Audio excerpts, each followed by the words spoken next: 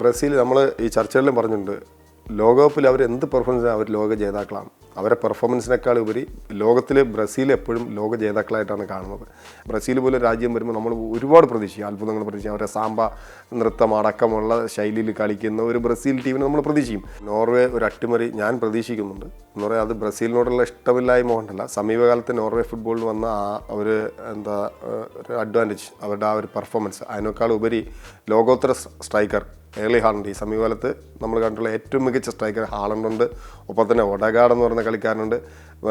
ആഴ്സണലിൽ കളിച്ചാണ്. അവർ winning മെൻറ്റാലിറ്റിയുള്ള മറ്റുള്ള കളിക്കാരുണ്ട്. ഇവരെല്ലാം English premier ലീഗിൽ അടക്കം പെർഫോമൻസ് ചെയ്യുന്ന നിരവധി കളിക്കാരുണ്ട്.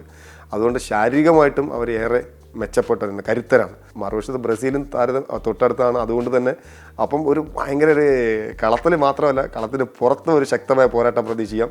നോർവേ ബ്രസീൽ മത്സരം ഒരു സൂപ്പർ അനുഭവമായിരിക്കും നമുക്കൊക്കെ.